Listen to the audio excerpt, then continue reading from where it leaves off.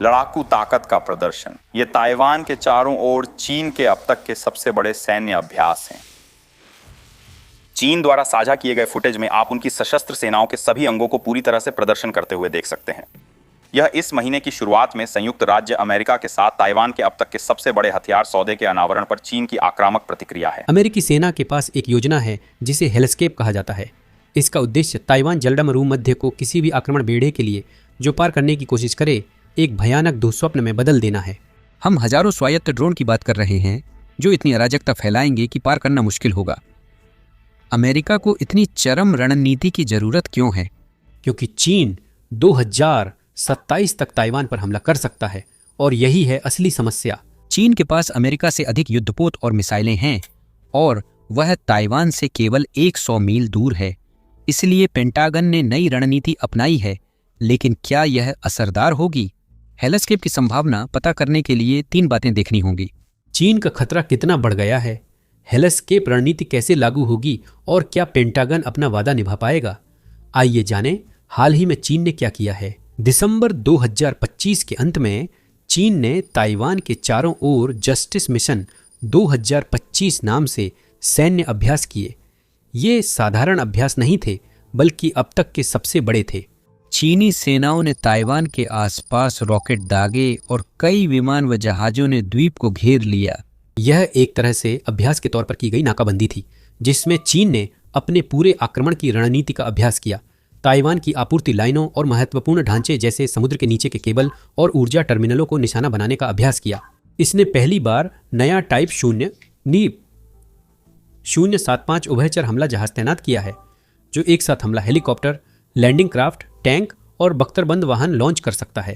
पहली बार चीन ने बाहर के देशों से साफ कहा कि वे दूर रहें। चीन के ताइवान मामलों के कार्यालय ने कहा कि जो भी बाहरी ताकतें ताइवान मुद्दे में दखल देने या चीन के आंतरिक मामलों में हस्तक्षेप करने की कोशिश करेंगी, वे निश्चित रूप से अपना सिर फुड़वा लेंगी। चीनी पीपुल्स लिबरेशन आर्मी की दीवारों के खिलाफ खून से लथपथ यह अमेरिका जापान को सीधी चेतावनी है। आप सोच रहे होंगे कि अगर यह असली संघर्ष बना तो अमेरिका जरूर हस्तक्षेप करेगा, क्योंकि वह सिर्फ लोकतंत्र ही नहीं अपनी महाशक्ति की स्थिति भी बनाए रखना चाहता है। अगर अमेरिका ताइवान को गिरने देता है तो प्रशांत क्षेत्र के सहयोगी उसकी सुरक्षा गारंटी पर सवाल उठाएंगे। जापान, दक्षिण कोरिया और फिलीपींस चीन की ओर झुक सकते हैं, जिससे अमेरिका कमजोर होगा। हालांकि सेमीकंडक्टर्स सबसे बड़ा मुद्दा है। ताइवान 60% से ज्यादा चिप्स और 90% से अधिक एडवांस्ड चिप्स बनाता है। ये सिर्फ आईफोन के लिए नहीं, F-35 fighter missile guidance system और सर्विलांस सैटेलाइट्स में भी हैं। ताइवान की चिप्स न मिलने पर अमेरिकी सेना जरूरी हथियार सिस्टम नहीं बना सकेगी। अगर ताइवान की चिप फैक्ट्रियां चीन के पास गईं तो अमेरिका इसे कभी स्वीकार नहीं करेगा। अगर अमेरिका ताइवान को चीन से बचाता है तो इसका परिणाम किसी के लिए अच्छा नहीं होगा।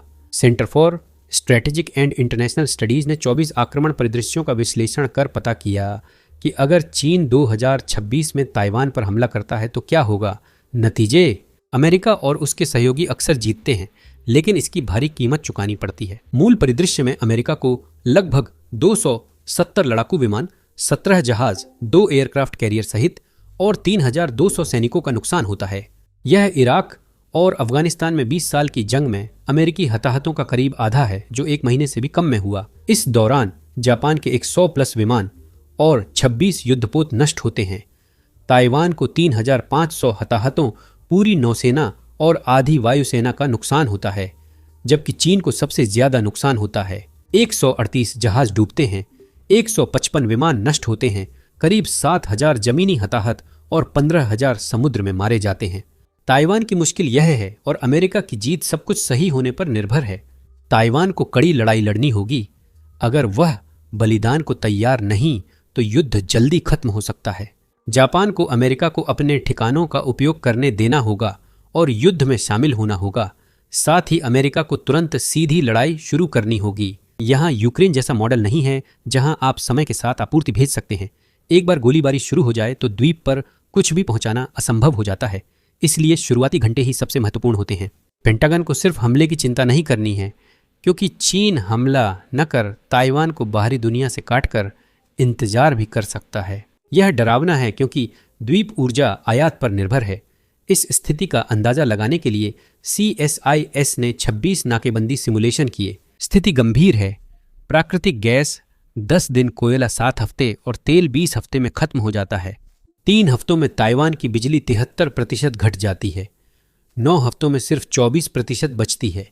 यह सिर्फ अस्पतालों को चालू रखने के लिए काफ़ी है, बाकी सब बंद हो जाता है, जिसमें चिप फैक्ट्रियां भी शामिल हैं। असली समस्या यही है कि ताइवान अकेले नाकाबंदी नहीं तोड़ सकता।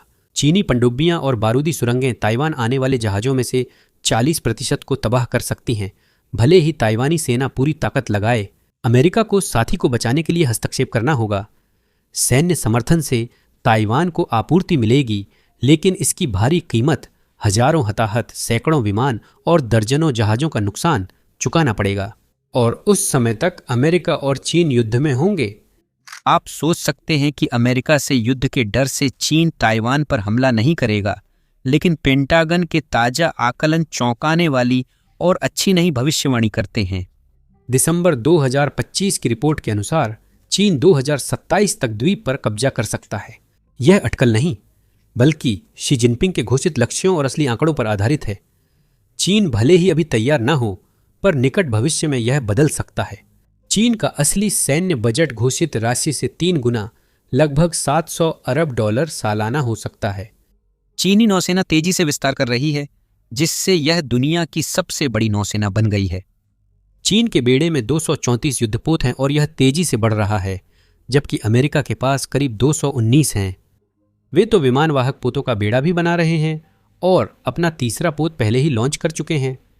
तर्क दिया जा सकता है कि अमेरिकी नौसेना अभी भी अधिक शक्तिशाली है, क्योंकि उसके पास बड़े और अधिक उन्नत जहाज हैं। समय चीन के पक्ष में है और ताइवान पर संघर्ष होने पर चीन अमेरिका से कहीं तेजी से जहाज बदल सकता है।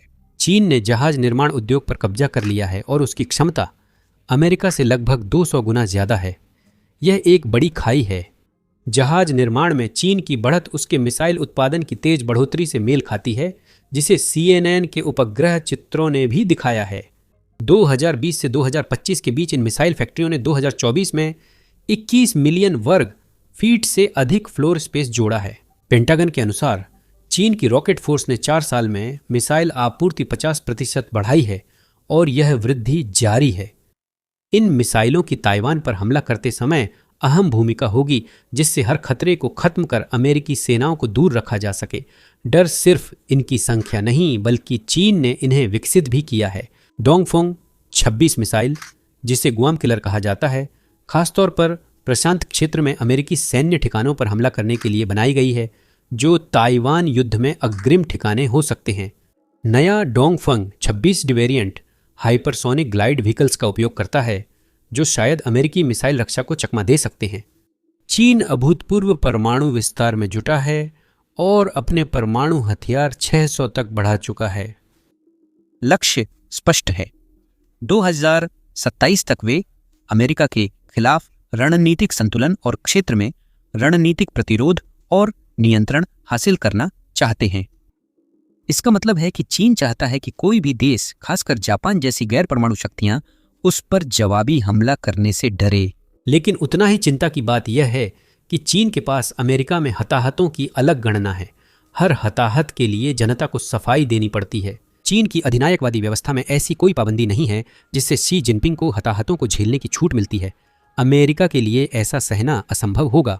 इस बीच निर्मम गणना यह है कि अभी चीन के पास युद्ध के लिए जनसांख्यिकीय समय सीमा है, क्योंकि दशकों तक एक बच्चे की नीति लागू रही। चीन में सबसे बड़ा लिंग असंतुलन है। चीन में गर्भपात और शिशु हत्या के चलते लड़कों की संख्या लड़कियों से ज्यादा है। चीन में अनुमानित 35 मिलियन अतिरिक्त पुरुष हैं, जो शायद कभी शादी या बच्चे नहीं कर पाएंगे।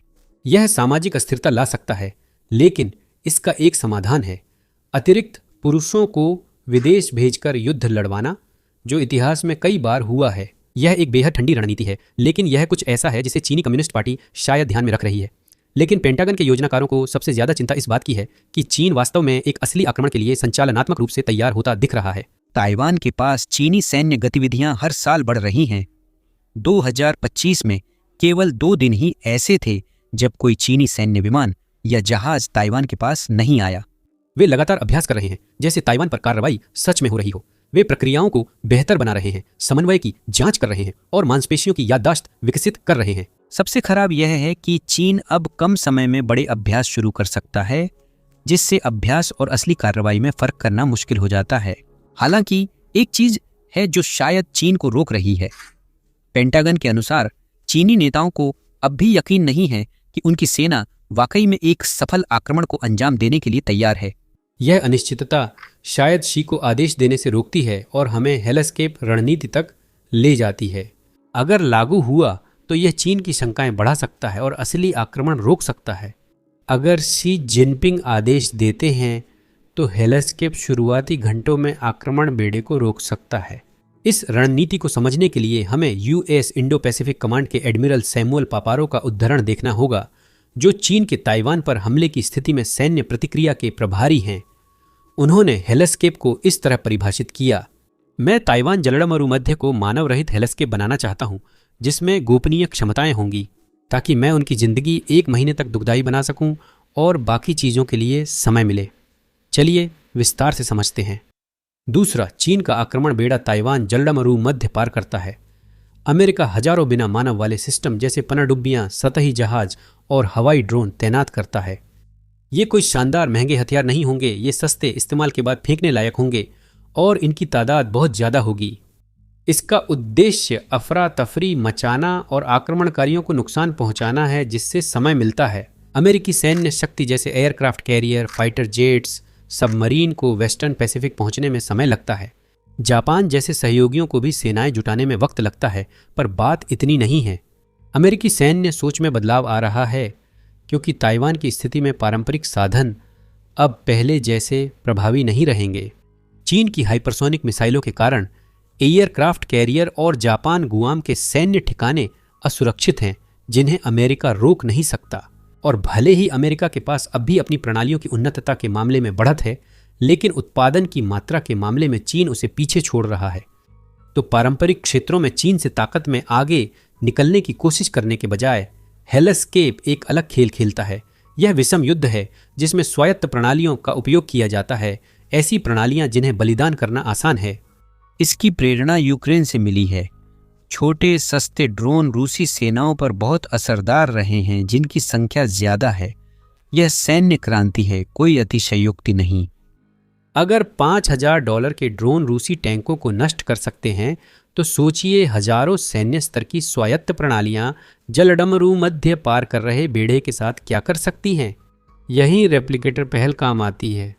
अगस्त 2023 में उप रक्षा सचिव कैथलीन हिक्स ने 2 साल में हजारों स्वायत्त प्रणालियां तैनात करने का लक्ष्य घोषित किया। उनका तर्क सीधा था: हम पीएलए के जनसमूह का मुकाबला अपने जनसमूह से करेंगे, लेकिन हमारा जनसमूह उन्हें हराने और निशाना बनाने में ज्यादा मुश्किल होगा। पेंटागन ने रेप्लिकेटर पहल पर 2024-2025 में $1 अरब खर्च करने का वादा किया है। पूरा विचार यह था कि एट्रीटेबल सिस्टम्स खरीदे जाएं, जो कि सैन्य भाषा में ऐसे ड्रोन होते हैं जो इतने सस्ते हों कि कमांडर उन्हें युद्ध में खोने के लिए भी तैयार हों। पारंपरिक संसाधनों की तुलना करें। एक अर्लेबर्ग विध्वंसक की कीमत करीब $2.5 अरब है और इसे बनाने में 4 साल लगते हैं। एक को खोना दुखद है, लेकिन हजारों $50,000 के ड्रोन खोना तब तक स्वीकार्य है जब तक वे दुश्मन को ज्यादा नुकसान पहुंचाएं। इन प्रणालियों के लिए युद्ध विभाग 800 से ज्यादा कंपनियों के साथ काम कर रहा है, जिनमें अधिकतर पारंपरिक रक्षा ठेकेदार नहीं हैं। कुछ प्रणालियां पहले ही पुष्टि हो चुकी हैं, जिनमें एयरोवेरोनमेंट का स्विच ब्लेड, 600 लोडिंग म्यूनिशन, एंड्रिल का आल्टिया 600 और घोस्ट एक्स ड्रोन और परफॉर्मेंस ड्रोन वर्क्स C100 शामिल हैं। लेकिन सवाल यह है, क्या इसे वास्तव में डिलीवर किया गया है? रेप्लिकेटर के लिए पेंटागन की अगस्त 2025 की डेडलाइन निकल चुकी है और दुर्भाग्यवश नतीजे उस वादे के मुकाबले काफी कम हैं जो किया गया था। कांग्रेसनल रिसर्च सर्विस के अनुसार रेप्लिकेटर ने वादे के हजारों की बजाय सिर्फ सैकड़ों प्रणालियां तैनात की हैं, जो बड़ी समस्या है।